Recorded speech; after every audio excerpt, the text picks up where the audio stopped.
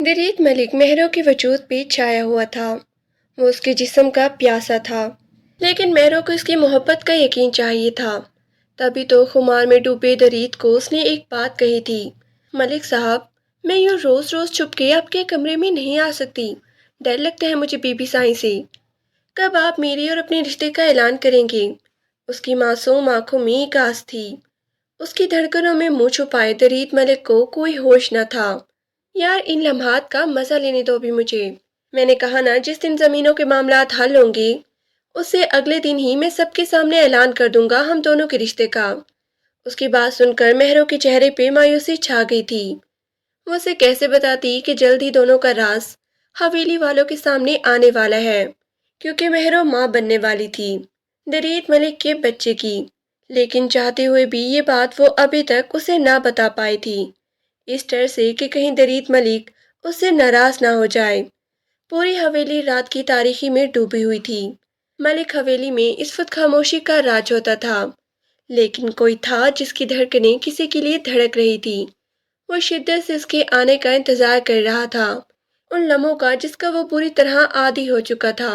मलिक दरीद का इंतजार शिद्दतों पर था। चंद लम्हे गुजरे थे जब वो दरवाजा खोल के कमरे में आई थी। उसके चेहरे पे एक शर्मीली सी मुस्कुराहट थी। वो बहुत ही घबराई हुई लग रही थी। उसका निखरा निखरा सा वजूद देखकर जैसे दरीद की सारी थकन उतर गई थी। तभी तो उसने अपनी बाहें फैला दी थी। मैं कब से इंतजार कर रहा हूँ तुम्हारा। लगता है तुम्हारे बहुत ही नखरे हो गए हैं। दरीद ने उसे एकदम ही अपनी बाहों में घेर लिया था। अब वो उसके चेहरे पे गुस्ताखियां कर रहा था। महरों की शर्म हया से हालत बुरी थी। हमेशा ही वो उसे देख कर यूं ही बेताब हो जाता था। क्या करूँ साईं, किचन में काम ही इतना होता है। अभी भी सारे बर्तन धो के आई हूँ। फिर आप कहते हैं कि मेरे कपड़ों में लहसुन अदरक की बू आती है, इसलिए जाकर क्वार्टर में नहाई और उसके बाद ही आपके पास आई हूँ। दुपट्टे से अपना मुंह साफ करती वो मासूमियत से कहने लगी, लेकिन दरीद की नजरें उसके पुरकशिश वजूद पर थी। भरा भरा जिस्म, बड़ी बड़ी आंखें और नस्वानी हुस्न से माला माल, उसका खूबसूरत वजूद दरीद के लिए बहुत ही कशिश का बाइस था। वह यूं ही तो महरों का दीवाना नहीं हुआ था। उसे अपनी बाहों में लेते हुए वो उसके कान में सरगोशी करने लगा। बस कुछ दिन हैं, उसके बाद हमेशा के लिए तुम्हारी इन कामों से जान छूट जाएगी। तुम मेरी जान हो। मेरे कमरे में रोशनी बखेरने के लिए हमेशा यहाँ पर आ जाओगी। वो उसके कानों में सरगोशियां करता उसके बदन से अटकलियां कर रहा था। कमरे की मध्यम रोशनी माहौल को ख्वाबनाक बना रही थी और दरीद की बेताबी खूब शिद्दत पर थी। महरो शर्मा गई। सारी हवेली वाली इसे नौकरानी कहती थी, जबकि वो मलिक दरीद की दिल की रानी थी। उसके नाजुक वजूद पर मुकम्मल इख्तियार रखता था। आज की रात बड़ी ही हसीन होने वाली थी।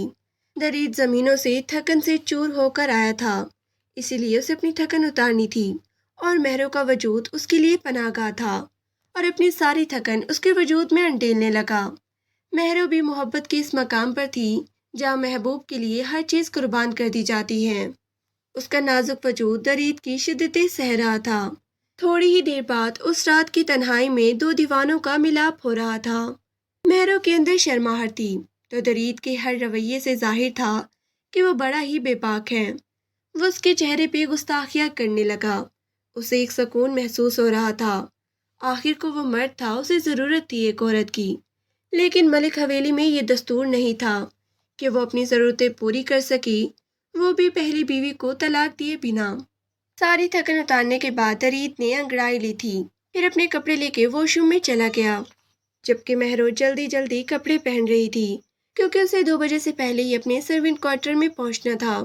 अगर किसी की नज़र पड़ जाती कि वो दरीद मलिक के कमरे से निकली है, वो भी रात के 1 बजे, तो कयामत आ जाती। बहुत ज़्यादा देर उस कमरे में ठहर भी नहीं सकती थी, क्योंकि उसे अपने सर्वेंट क्वार्टर में जाकर ही नहाना था। वहाँ पर उसके कपड़े होते थे, लेकिन आज वे खास बात करने आई थी। तभी तो दरीद के आने का इंतजार कर रही थी। दरीद नहाकर वॉशरूम से निकला। महरो अभी तक उसका इंतजार कर रही थी। वो ये देखकर चौंक गया था। वो मुस्कुराते हुए से देखने लगा।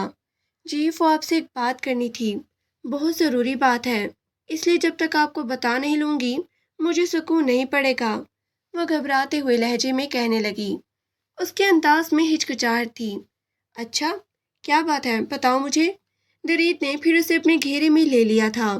وہ تو ویسے ہی اس کے انتظار میں ہوتا کہ کب مہر اس کے کمرے میں آئی اور اس پہ اپنی شدتیں نچھاور کرے، تو مہرو گھبرا کر 2 قدم دور ہٹی، پھر نظریں جھکا کر کہنے لگی، تو میں کہہ رہی تھی کہ آپ ہماری نکاح کا راز کب تک چھپا کے رکھیں گے؟ ایسا نہ ہو کہ بہت دیر ہو جائے۔ اماں صاحب مجھے عجیب سی نظروں سے دیکھتی ہیں، وہ ہر وقت مجھ پہ نظریں جمائی رکھتی ہیں، مجھے ان سے بہت ہی خوف محسوس ہوتا ہے، ایسا لگتا ہے کہ انہیں کچھ معلوم ہو گیا ہے ہم دونوں کے بارے میں۔ وہ اپنے دل کا ڈر درید کو بتا رہی تھی۔ درید نے مسکرا کر اسے دیکھا، پھر کہنے لگا، کسی سے ڈرنے کی کوئی ضرورت نہیں ہے، میں نے تم سے نکاح کیا ہے، کوئی زنا نہیں، دن بدن تم سے میرا تعلق مضبوط ہوتا جا رہا ہے۔ مہرو نساء، اب تو دل کرتا ہے کہ تمہارے بنا 1 منٹ بھی نہ رہوں، تم نے مجھے اپنی عادت ڈال دی ہے۔ وہ اس کے لبوں پہ شرارتیں کر رہا تھا، پھر اسے سمجھاتے ہوئے کہنے لگا، میں ہوں نا تمہارے ساتھ، اس لیے کیوں گھبراتی ہو؟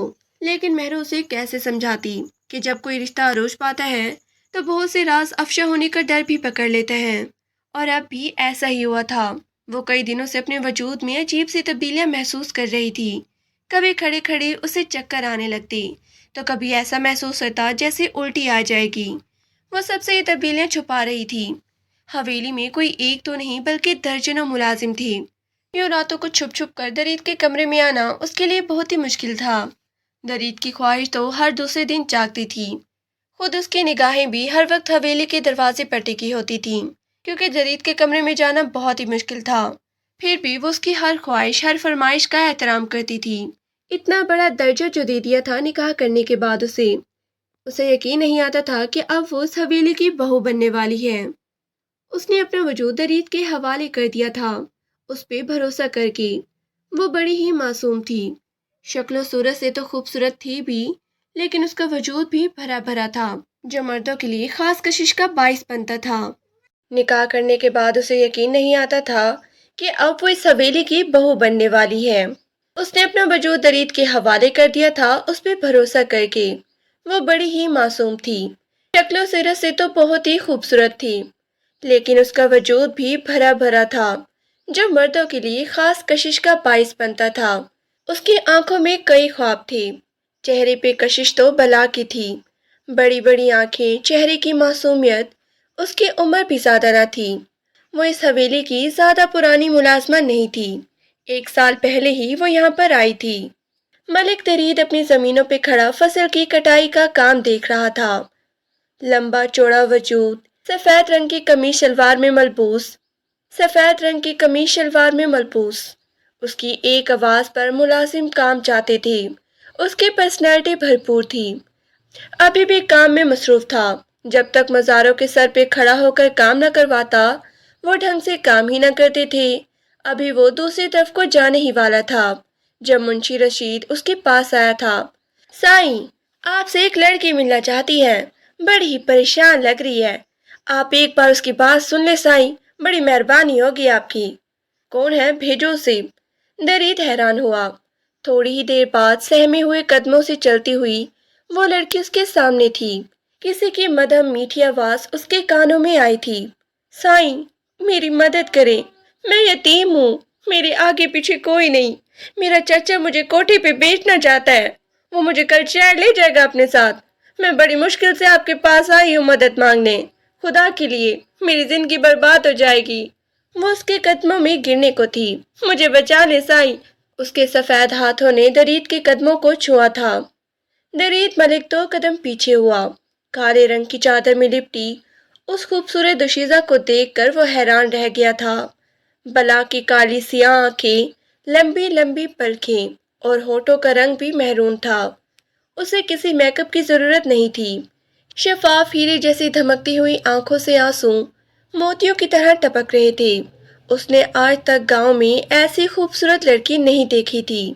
وہ حیران تھا کہ یہ ہیرے جیسی لڑکی کون ہے جو اس کے قدموں میں گری پڑی ہے۔ تبھی اس نے منشی رشید کو آواز دی تھی، کون ہے یہ لڑکی اور اس سے کس نے پریشان کر رکھا ہے؟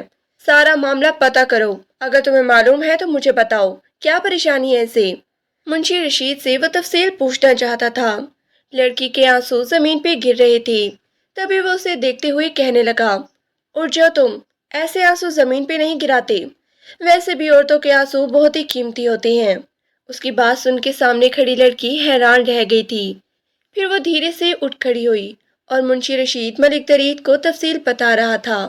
پھر وہ اسے بتانے لگا، یہ صحیح انور کبڑے کی بھتیجی ہے، اس کی ماں باپ فوت ہو گئے ہیں، یہ اپنے چچا کے پاس رہتی ہے، بڑا ہی بدنیت انسان ہے، خود تو شروع سے کوئی کام نہیں کرتا، مجھے اس کے بارے میں سب پتہ ہے، لیکن اتنا تو مجھے بھی معلوم ہے کہ اس کا چچا اور چچی بہت ہی لالچی ہیں اور وہ دونوں مل کے اس یتیم بچی پر بہت ظلم کرتے ہیں۔ یہ معصوم تو کسی سے کچھ بولتی بھی نہیں ہے، نہ ہی کبھی اسے کسی نے دیکھا ہے، اس کا جو دل کرتا ہے وہ اس پہ ظلم کرتا ہے، کوئی روکنے والا نہیں ہے سائیں۔ منشی رشید نے اسے تفصیل بتائی تو درید کے ماتھے پہ بل پڑ گئے۔ اتنا ظلم ہو رہا ہے اس یتیم لڑکی پر اور مجھے تم آج بتا رہی ہو؟ یہ کون ہے خدا کے درندے جو خدا بن کے بیٹھے ہیں، وہ بھی یتیم لڑکی پہ؟ وہ غصے سے رشید سے کہنے لگا، اب یہ لڑکی اس گھر میں نہیں جائے گی، اسے حویلی میں رکھو بطور ملازمہ، یہ وہیں پہ رہے گی، اور اس انور کبڑے کو تو تم ڈیرے پہ لے کے آنا، اس سے تو میں پوچھتا ہوں کہ اسے یہ ظلم کرنے کی ہمت کس نے دی۔ یہ سن کر لڑکی بے تحاشا خوش ہو گئی تھی، اسے یقین نہیں آ رہا تھا کہ درید ملک اتنا مہربان شخصیت ہوگا، اسے یقین نہیں آ رہا تھا کہ درید ملک اتنا مہربان شخصیت رکھتا ہوگا۔ وہ تو اس کے سامنے آنے سے بھی ہچکچا رہی تھی۔ وہ جلدی سے کہنے لگی، لیکن سائیں میں ابھی گھر نہیں جا سکتی، اگر میں گھر گئی تو چاچا اسی وقت مجھے شہر لے جائے گا، آپ مجھے بس حویلی بھجوا دیں، آپ کی مجھ پر بڑی مہربانی ہوگی، جہاں پر میری عزت اور جان دونوں محفوظ رہیں۔ وہ اس کے سامنے ہاتھ جوڑے کھڑی تھی۔ درید ملک نے اسی وقت منشی رشید کو گاڑی لانے کو کہا تھا، پھر وہ خود اسے حویلی لے کے گیا تھا۔ درید ملک کا خاندان اس گاؤں کا سب سے امیر کبیر خاندان تھا۔ سینکڑوں ایکڑ پر پھیلی اس کی زمینیں اور بلند و بالا خوبصورت حویلی اس خاندان کی میراث تھی۔ گاؤں میں سب ان کی بلا کی عزت کرتے تھے کیونکہ ان کی بہت بڑی حویلی تھی اور اس حویلی میں درجنوں ملازم کام کرتے تھے۔ وہ اس لڑکی کو لے کر اماں صاحب کے پاس پہنچ گیا تھا۔ سارے حویلی کے معاملات ان کے ہاتھ میں رہتے تھے۔ اماں صاحب اس لڑکی کو ناقدانہ نگاہوں سے دیکھ رہی تھی۔ وہ ایک نخرے والی عورت تھی۔ ان کی بلند و بالا گرجدار آواز پر خواتین ملازمیں تو ڈرتی ہی تھیں لیکن مرد ملازم پہ کانپ جاتے تھے۔ اتنی خوبصورت لڑکی اس حویلی میں ملازمہ کے طور پر انہیں ایک آنکھ نہ بھا رہی تھی۔ وہ اس لڑکی کی خوبصورتی سے ڈر رہی تھی یہاں اسے ملازمہ رکھنے پر، کیونکہ انہیں اندازہ تھا کہ اگر ملازمہ خوبصورت ہوگی تو وہ سب کی نظروں میں ضرور آئے گی۔ تبھی وہ درید سے کہنے لگی، اسے وہیں پہ رہنا چاہیے تھا، اپنے چچا کے پاس، اپنوں کے پاس انسان زیادہ محفوظ رہتا ہے، تم اسے یہاں کیوں اٹھا کے لے کے آئے ہو؟ اگر اس کے چچے نے اس کے ساتھ کچھ غلط کیا تو تم جا کے اسے ذلیل کرو اور کہو کہ اپنی بھتیجی کو سنبھال کے رکھے۔ یہ سنتے ہی مہرالنساء کے پیروں تلے سے زمین نکل گئی تھی۔ وہ گڑ گڑا کر ان کے قدموں میں بیٹھ گئی۔ میں آپ کی ملازمہ بن کے یہاں رہ لوں گی، آپ جو کہیں گے وہ میں کرنے کو تیار ہوں، بس مجھے اس حویلی سے باہر نہ جانے دیں، کہیں میرا چچا مجھے پھر نہ بیچ دے، وہ مجھے طوائفوں کے کوٹے پہ بیچنا چاہتا ہے، خدا کے لیے میں یہاں مدد مانگنے آئی ہوں، میں یہاں ایک کونے میں پڑی رہوں گی، اماں صاحب بس مجھے سر چھپانے کی جگہ دے دیں۔ اس نے ان کے سامنے ہاتھ جوڑ دیے تھے۔ اب وہ خاموش تھی، کچھ کہہ بھی نہیں سکتی تھی۔ سامنے ہی درید ملک کھڑا انہیں اشارہ کر رہا تھا کہ وہ اس لڑکے کو یہیں پہ رکھ لیں، پھر نہ چاہتے ہوئے بھی انہوں نے ہاں میں سر ہلا دیا، گویا منظوری دے دی تھی۔ درید بھی دل ہی دل میں خوش ہوا تھا۔ مہروں نے خدا کا شکر ادا کیا تھا، اس کی جان اپنی ظالم چچا چچی سے چھوٹ گئی تھی جو آئے دن اسے شہر میں بھیجنے کی دھمکی دیتے تھے۔ پھر وہ اکثر ہی اسے اپنے کمرے میں بلانے لگا، کبھی پانی لانے کے بہانے تو کبھی دودھ لانے کے بہانے۔ وہ اس سے ہر وقت خیر خیریت بھی پوچھتا رہتا تھا کہ اسے حویلی میں کوئی پریشانی تو نہیں ہے۔ دن بدن اس کی صورت اور بھی نکھرتی جا رہی تھی، وہ کہیں سے بھی ایک ملازمہ نظر نہیں آتی تھی، لیکن اماں صاحب کی اس پہ کڑی نظر تھی۔ پہلے پہل تو مہروں کو درید کا رویہ سمجھ نہ آیا تھا، لیکن آہستہ آہستہ وہ بھی سمجھنے لگی تھی کہ وہ اس پہ خاص نظر کرم رکھتا ہے۔ وہ جس نرمی سے اسے بات کرتا تھا اتنی نرمی سے دیگر ملازموں سے نہیں۔ اسے نہ جانے کیوں عجیب سی خوش فہمی ہونے لگی تھی اس دن بھی باغیچے میں بیٹھی وہ پودوں کی صفائی کر رہی تھی۔ اس کا دھیان مکمل طور پر پودوں کی طرف تھا، ارد گرد سے بے نیاز۔ تبھی اچانک ہی تیز ہوا چلی اور اس کے سر سے چادر نیچے ڈھلک گئی۔ لمبی چوٹی کمر پہ ٹکی تھی، پیچھے سے بیٹھی وہ حسن و خوبصورتی کا مجسمہ لگ رہی تھی۔ درید ملک اسے یوں بیٹھا دیکھ کر اس کی طرف چلا آیا۔ جب وہ اس کے سر پہ جا کے کھڑا ہو گیا تب بھی مہروں کو پتہ نہ چلا تھا کہ وہ اس کے پیچھے کھڑا ہے۔ ہمیشہ کالے رنگ کی چادر میں لپٹ کر وہ ہمیشہ اس حویلی میں ادھر ادھر کام کرتی پھرتی، لیکن جب بھی درید حویلی واپس آتا تو اس کی نگاہیں مہروں کو تلاش کرتی۔ وہ اپنے دل کو سمجھاتا کہ وہ ایک ملازمہ ہے، وہ بھی انتہائی کم عمر، محض 18-19 سال کی، لیکن اس کی معصومیت خوبصورتی نے درید کے دل میں عجیب سے جذبات پیدا کر دیے تھے جس کو وہ کوئی نام نہ دے پا رہا تھا۔ وہ کوئی کم عمر نوجوان نہیں تھا، 34 سال کا ایک خوب روح مرد تھا۔ اس کی شادی 7 سال پہلے ہوئی تھی۔ 2 سال تک اس کی بیوی کشمالہ اس کے ساتھ رہی، اس کے بعد دونوں میں انبن ہونے لگی۔ یہ بھی حقیقت تھی کہ کشمالہ سے شادی ہونے کے باوجود اسے ابھی تک اس سے کوئی راحت نہ ملی تھی، کیونکہ اگر من پسند عورت مرد کو نہ ملے تو وہ عجیب سی کسک کا شکار رہتا ہے، اور اس قسم میں مبتلا درید اپنی زندگی گزار رہا تھا۔ اور اب کشمالہ 5 سال سے اپنے گھر بیٹھی تھی۔ نہ تو درید نے اسے طلاق دی اور نہ ہی کشمالہ کے خاندان میں طلاق لینے کا رواج تھا۔ درید تو اب اس کے نام سے بھی نفرت کرتا تھا، لیکن حویلی والے نہیں جانتے تھی کہ آخر کیا وجہ بنی جو کشمالہ ایک بار گئی تو کبھی واپس نہ آئی، تو کبھی واپس نہ لوٹی۔ اس لیے وہ واپس ہی نہ گئی۔ نہ جانے ایسی کیا بات تھی کہ دونوں ایک دوسرے سے نفرت کرنے لگے تھے۔ اماں صاحب بھی کشمالہ کو واپس بلانا چاہتی تھی، کیونکہ اگر دونوں کا رشتہ ختم ہو جاتا تو ان کی زمینوں کا اچھا خاصا نقصان ہوتا، لیکن کشمالہ کی ایک ہی ضد تھی کہ وہ واپس نہیں جائے گی۔ اصل حقیقت کا علم کسی کو نہیں تھا، لیکن درید بھی اسے واپس نہیں لانا چاہتا تھا۔ در حقیقت کشمالہ نام کی اس عورت سے اس کا دل بھر گیا تھا، اور جب اس نے مہروں کو دیکھا، ایسا حسن، ایسی خوبصورتی کہ لاکھ چھپانے سے بھی نہ چھپے، اس قدر پرکشش وجود ہے اور وہ اس قدر معصوم کہ اسے اپنی خوبصورتی کے بارے میں معلوم ہی نہیں۔ اماں صاحب نے اسے حویلی میں تو جگہ دے دی تھی بطور ملازمہ، لیکن اس پہ کڑی نظر رکھتی۔ اس حویلی میں صرف ایک وہی نوجوان ملازمہ تھی، باقی تو سبھی عمر رسیدہ عورتیں تھیں، جو کوئی غریب تھی تو کوئی بیوہ۔ سبھی ضرورت کے تحت اس حویلی میں کام کرتے تھے۔ پھر دھیرے دھیرے وقت گزرنے لگا۔ پھر ایک دن درید نے بھی اپنی پسند کی مہروں کے سامنے ظاہر کر دی تھی۔ وہ ایک خاص دن تھا جب ملک درید کی جیب کو اس نے حویلی میں آتے ہوئے دیکھا۔ وہ جیسے ہی اترا تو اس کی خوبصورت پرسنالٹی دیکھ کر ایک لمحے کے لیے مہر چونک گئی تھی۔ ایسے لگ رہا تھا جیسے کوئی یونانی دیوتا ہو۔ وہ بے ساختہ اسے دیکھنے لگی، لیکن اماں صاحب کی کڑکدار آواز پر ایک دم ہوش میں آئی تھی تو جلدی جلدی کام کرنے لگی۔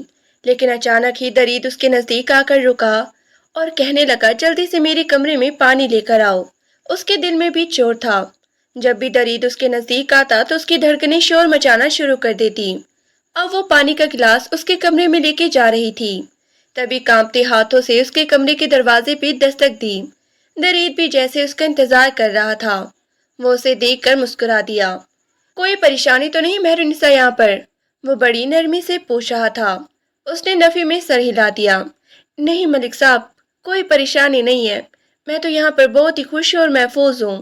وہ یہ کہہ کر پلٹنے ہی لگی تھی جب درید نے اسے آواز دے کر روکا۔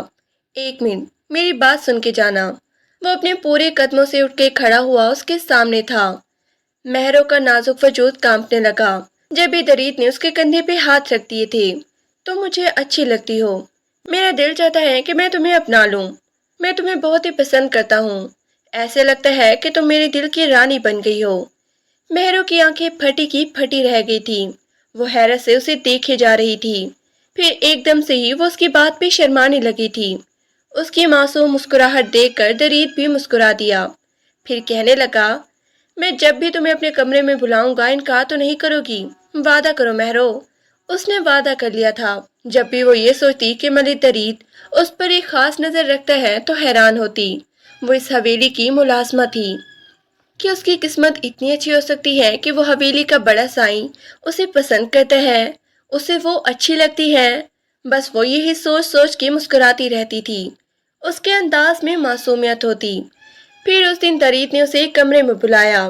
رات کے 12 بج رہے تھے۔ اسے بیوی کی ضرورت شدت سے محسوس ہونے لگی تھی۔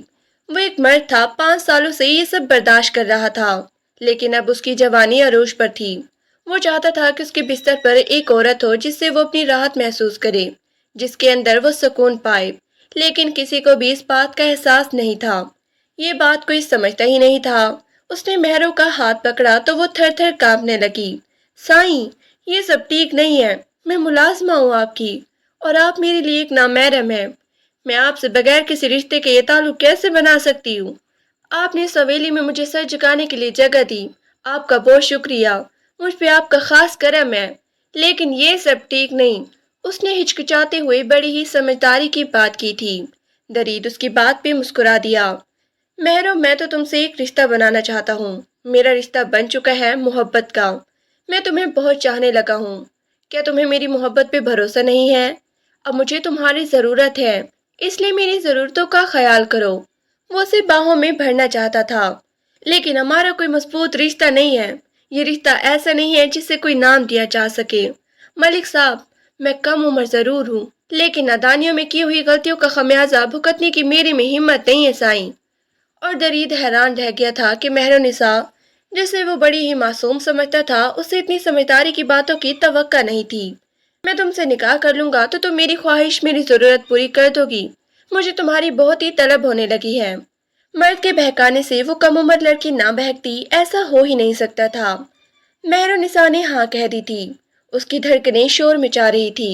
اس معصوم کو تو یہ بھی علم نہ تھا کہ درید ملک اپنی پہلی بیوی کو بھی طلاق بھی نہیں دی ہے، اور اگر یہ بات حویلی میں کسی کو پتہ چل گئی تو کیا طوفان کھڑا ہو سکتا ہے۔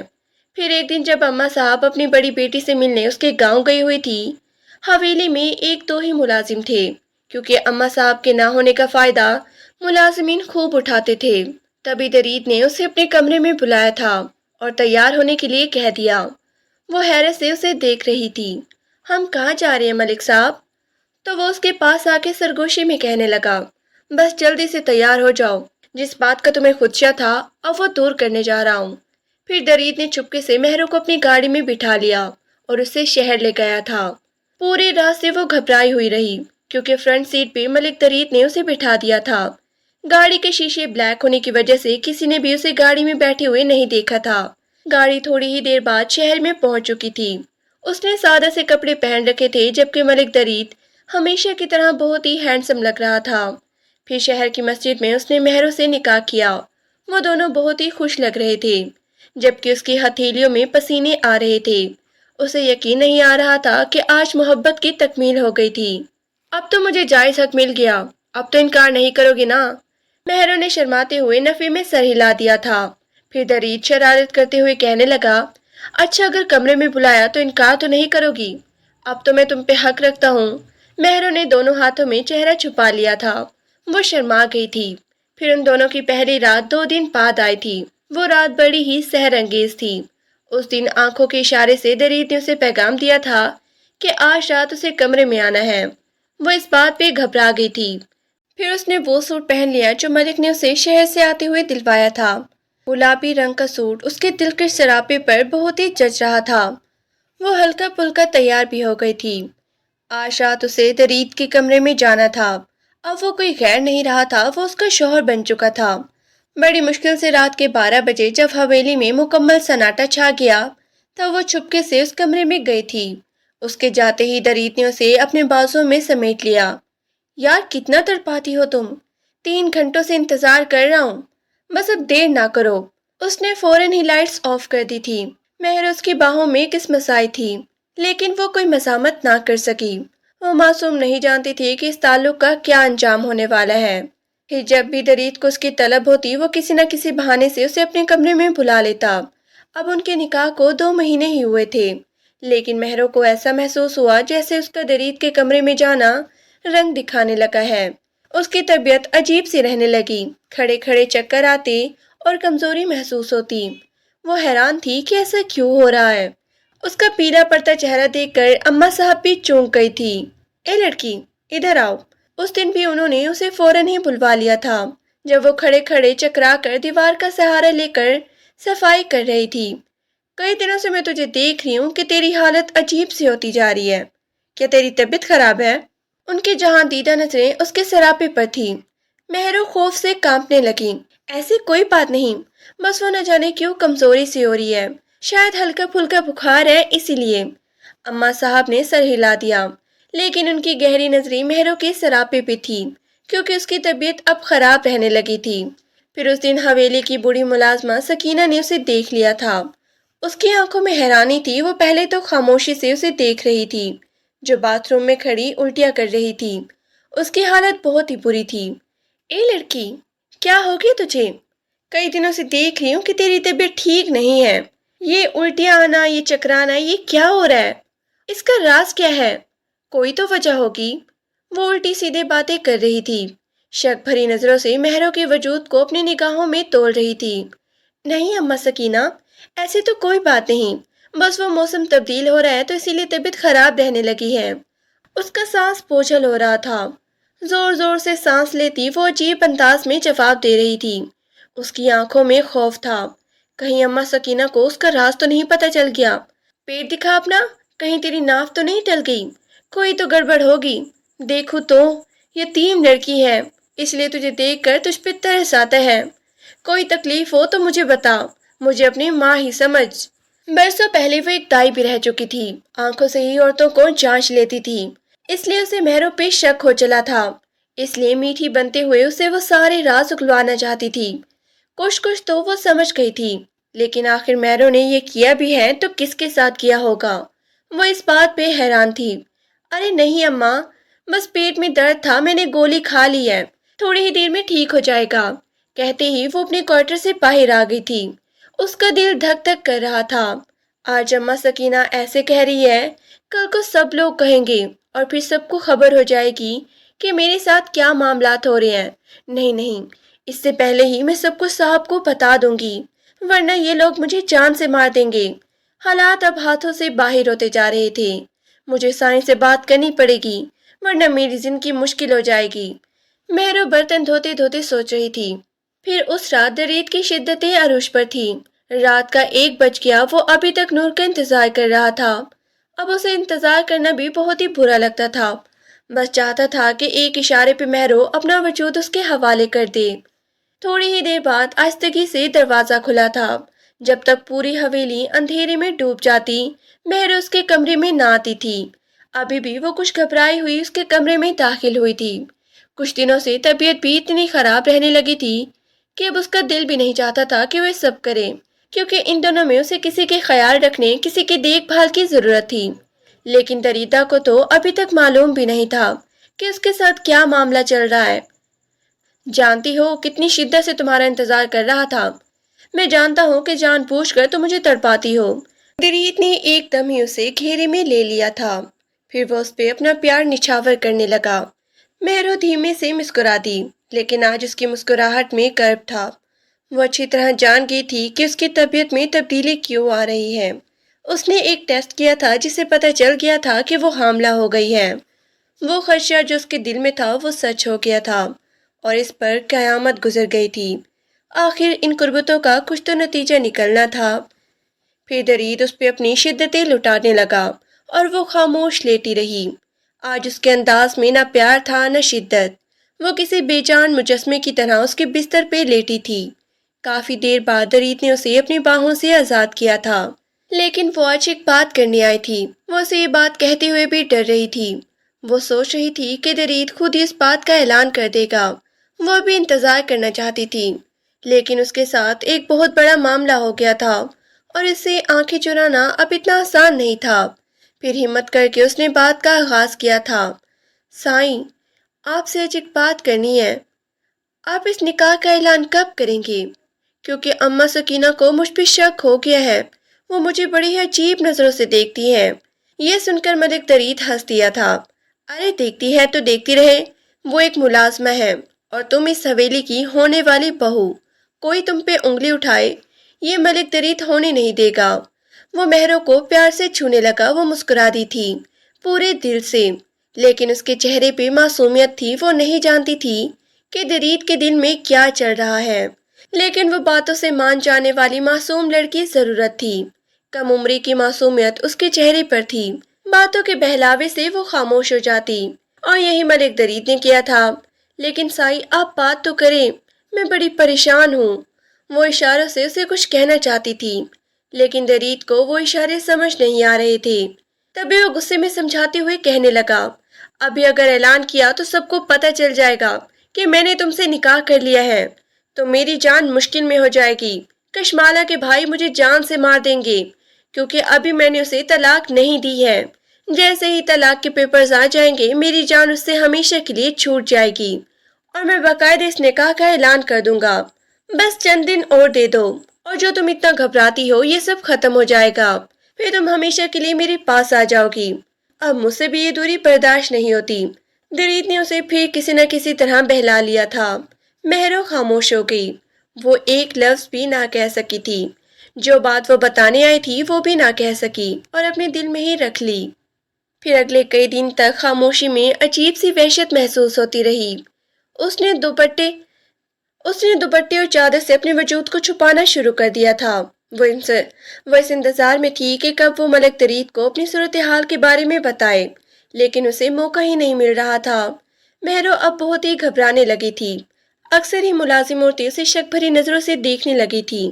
وہ سب سے چھپ چھپ کر کھانا کھاتی، لیکن تھوڑی دیر بعد ہی اسے الٹی ہو جاتی۔ آخر کار اماں سکینہ نے اس کا راز پکڑ لیا تھا۔ تبھی تو وہ اماں صاحب کے سامنے کھڑی اسے مہرو کی حقیقت بتا رہی تھی۔ اس لڑکی کی حرکتیں ٹھیک نہیں ہیں، مجھے اس پہ شک ہو گیا ہے سرکار۔ وہ کوئی گناہ لے کر اپنے وجود میں گھوم رہی ہے۔ اتنے ملازم اس حویلی میں نہ جانے کس کے ساتھ یہ گند پال لیا ہے اس لڑکی نے۔ یہ لڑکی ٹھیک نہیں ہے، آپ کو اور آپ کی حویلی کو بدنام کر دے گی۔ میری آنکھیں جھوٹ نہیں کہتی، لیکن ہو نہ ہو کوئی بڑی بات ہو گئی ہے۔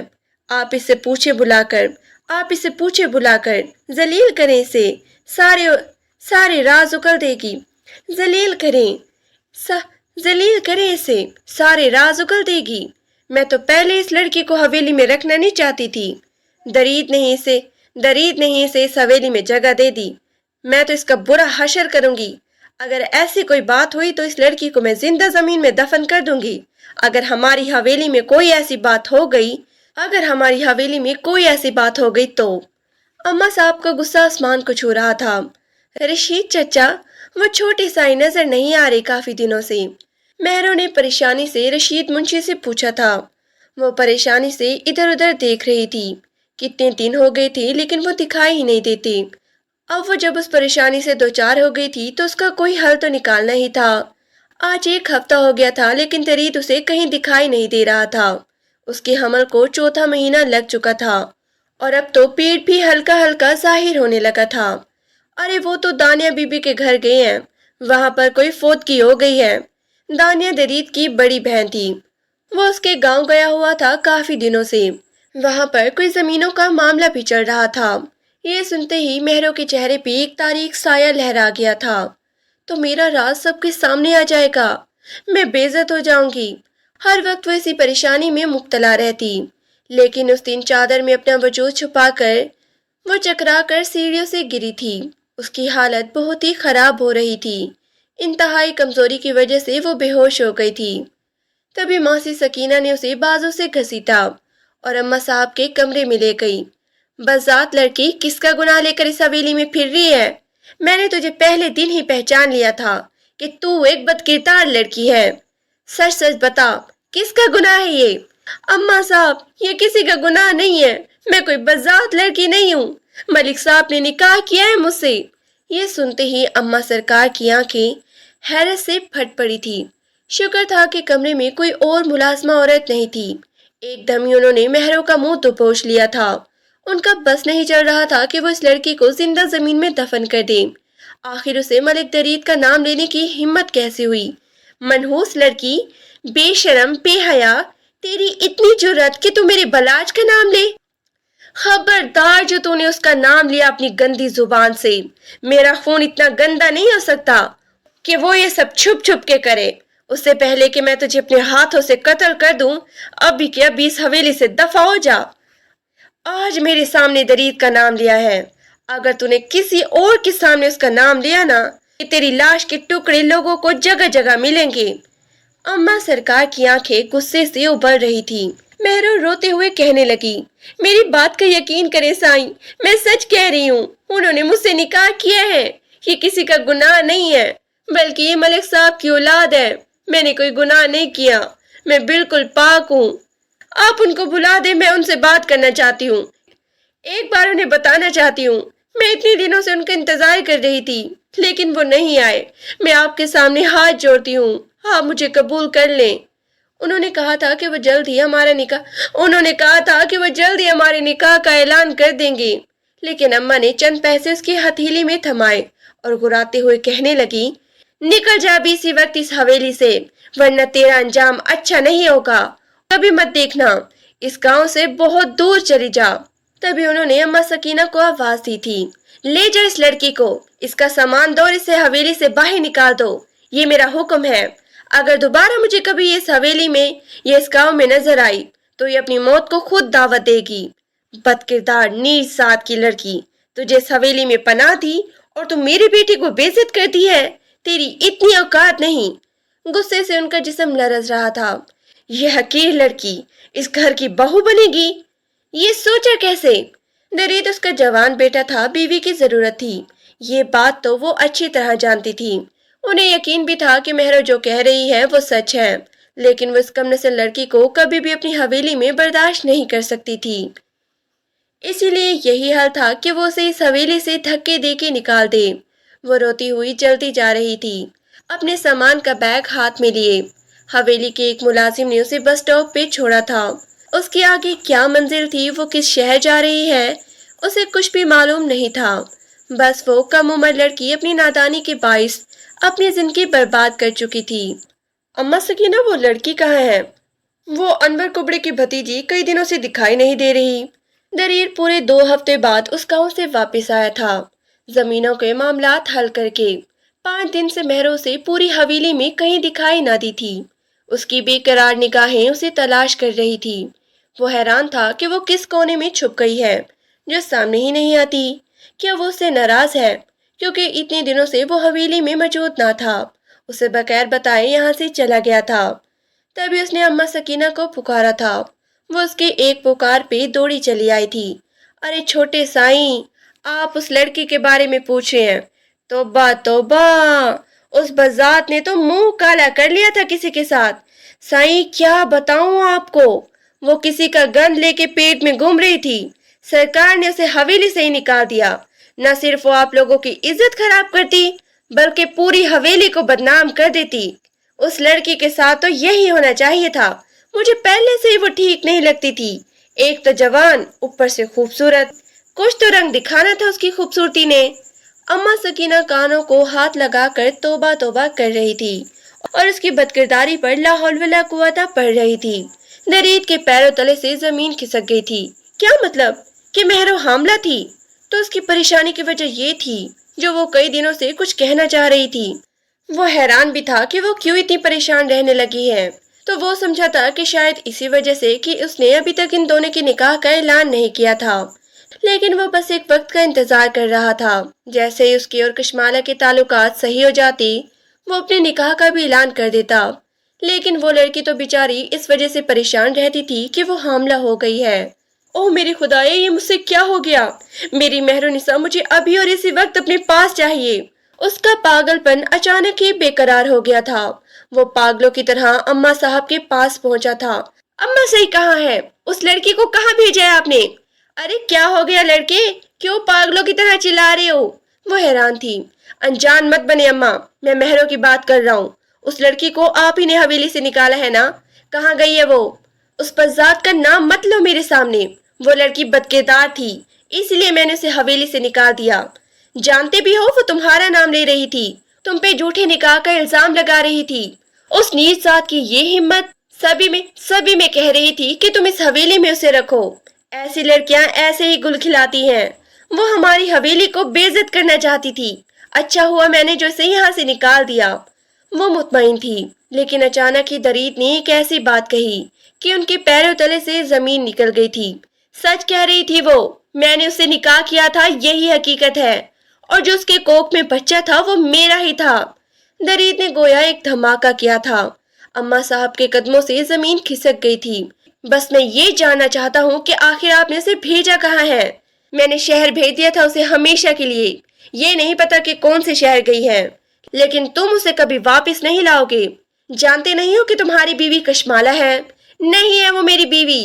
2 साल पहले ही मैं उसे तलाक दे चुका हूँ। बस कागजात बनवाने बाकी थे, वो भी बनवा लिए हैं। मैं ढूंढने जा रहा हूँ मेहरों को, मैं ढूंढने जा रहा हूँ मेहरों को। वो एक फैसला सुना के निकला था।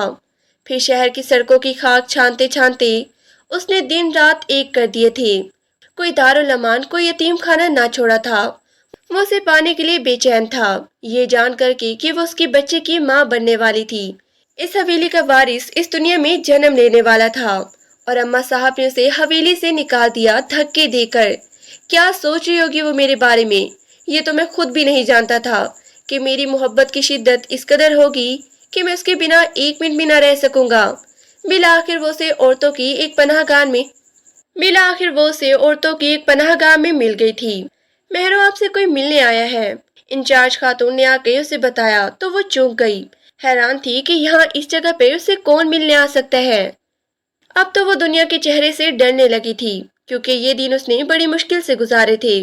जैसे ही वो मुलाकात वाले कमरे में गई, सामने बैठे उस शख्स को देखकर उसने मुंह फेर लिया था। ऐसा महसूस होता जैसे उस शख्स से नफरत हो गई है। वो कभी दोबारा उस इंसान की जिंदगी में सामना नहीं करना चाहती थी। मलिक दरीद ने उसे सीने से लगा लिया था।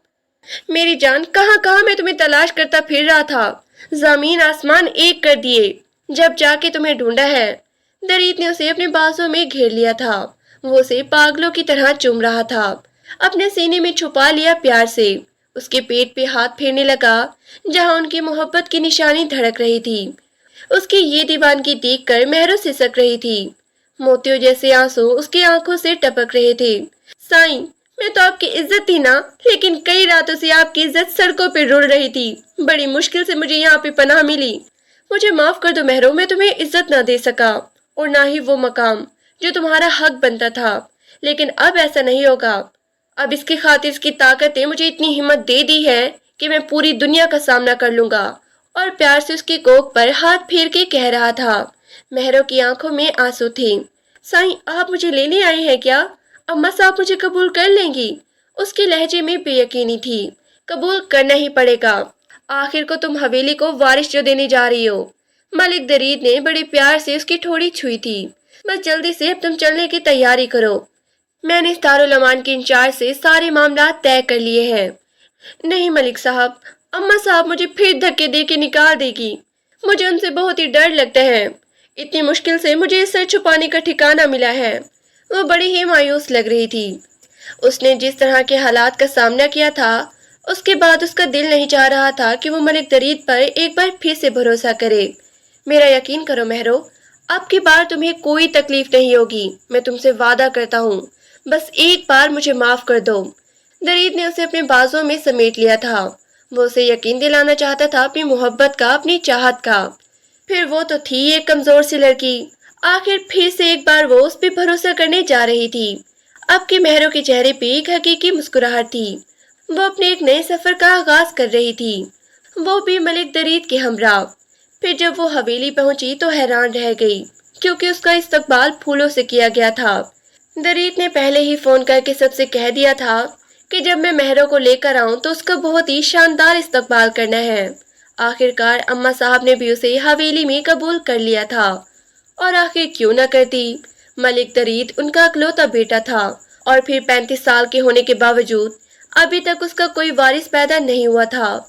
ऐसे में उन्हें महरुनिसा को कबूल करना ही था।